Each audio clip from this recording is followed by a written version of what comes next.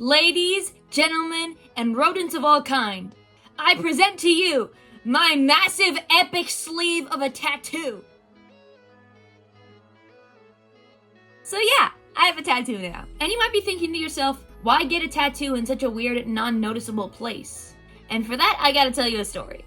When I was 7 years old, I was diagnosed with acute lymphoblastic leukemia, or just cancer. Since I was out of state when I first started treatment, they hooked me up to a PICC line as opposed to a port. They ended up putting the port in later, but that's not the point. So when I got the PICC line put in, my mom gave me the idea of, you know what? You should get a heart tattoo around that when you're older. And I remember thinking, yeah, that's a good idea. And then I remembered it, and then I got it. And the funny thing is, when I told my mom that I was gonna get the tattoo, and when I showed her the design that I made, she went, why? Are you crazy? You're the one who told me to get the tattoo! You're the one who gave me the idea! She gave me the idea. I don't know why she was upset. Okay, she wasn't upset. She wasn't disappointed. It was just more, I think, shock and disbelief for her. I don't know why she reacted like that. When I showed her the tattoo on my body, she liked it. So when I was getting the tattoo, I also got my septum pierced. And the lady who was doing it, we'll just call Bethany. Bethany had 2 cheek piercings, a forehead piercing, eyebrow piercings, plugs, lip piercings, a septum piercing, and several more. And I brought up to her that I had a coworker who had 28 piercings, and I asked her how many she had. And I will never forget what this woman said to me. She said, I stopped counting after 30. What? And I still can't believe that she has more than 30 piercings.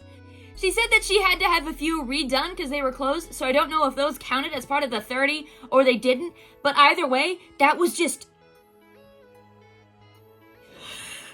Bethany was cool. She had a bunch of piercings and a bunch of tattoos, and I like her. So I got the septum done first, and that hurt more than that tattoo. The septum piercing was like a 9 out of 10 in terms of pain. And she kept reminding me throughout the whole process to breathe. Don't stop breathing. Keep breathing through your mouth, your nose, whatever. Just don't pass out. Which is reasonable. She had to put these giant scissors in my nose, essentially, to hold it open to see how she was gonna do it. And it was very uncomfortable. I don't know how to describe the pain. It was such a unique flavor of uncomfort mixed with pain. And yes, there is a difference. Because this woman was like 2 inches from my face, which, since it's a septum piercing, I understand. And it was just the invasion of privacy, and also the fact that there's this giant hunk of metal in my nose, so she can look inside of my nose, to put a hole in my nose, to put more metal inside of the hole in my nose. It just kind of freaked me out. Did I cry? No. Well, technically, kind of yes. My eyes did water, and the water went down my face, so it wasn't technically crying, but it also kind of was. It doesn't matter. And then it was time for the tattoo. And honestly, the tattoo didn't hurt nearly as bad as I thought it was going to be. I thought it was going to be worse than the piercing. I had spent my entire life convincing myself that tattoos were the most pain I was ever going to experience, and I was very wrong. And when Bethany first started tattooing me, I remember saying, that's it? That's not that bad. And she said to me, yeah, most people actually pass out right as I start doing it because they convince themselves that the pain is going to be so bad and they're shocked when it's not that bad.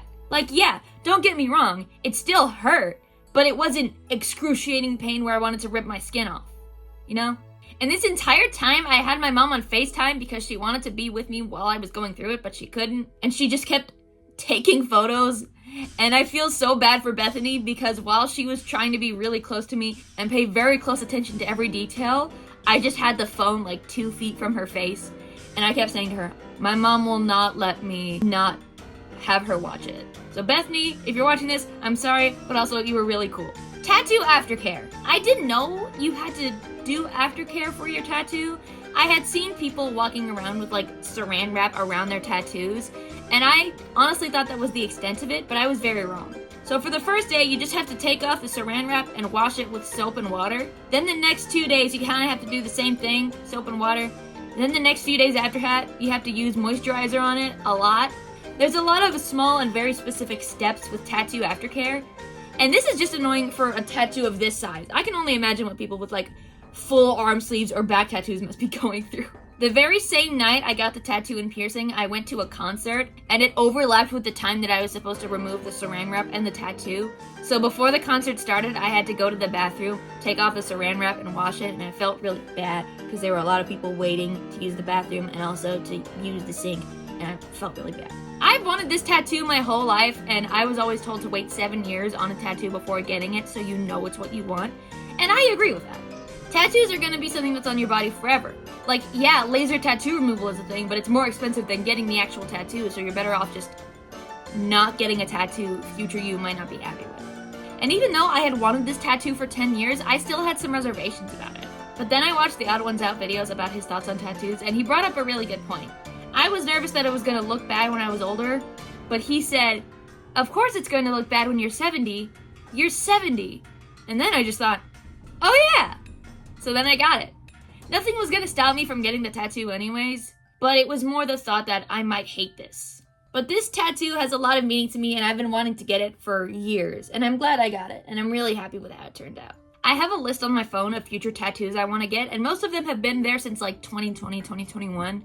So most of them I've been thinking about for about 3 or 4, maybe 5 years. And I still want to get more tattoos. Specifically, I want to get the Bill Cipher sigil tattooed on my back, like a massive full back piece. And I know it's going to be really painful, but it's going to look so cool. I also want to get something of the V's from Hazbin Hotel, but that I still do want to wait longer on. I'd like to get the Arsene amulet from Epithet Erased, possibly on my back as well, maybe somewhere else. There's a million different things I can get tattooed on my body, but I still want to think about them. Tattoos are going to be something that's on your body forever, so I think it's important to think about them. Don't just get drunk one night and tattoo your boyfriend's name on you and then break up with him the next day, because that's just going to be a permanent reminder of the dumbest mistake of your life. I also don't really want to get any of my tattoos colored because the color eventually fades and then they'll look dumb. That's why I got this one black, because it was going to fade anyway, and that's how I've always wanted it. I've always wanted it to be black. So yeah, those are my thoughts on tattoos and my story of my first ever tattoo. I hope you enjoyed it. If you have any interesting tattoo stories, let me know in the comments because I want to read them. Thank you for watching, and I hope you have a lovely day.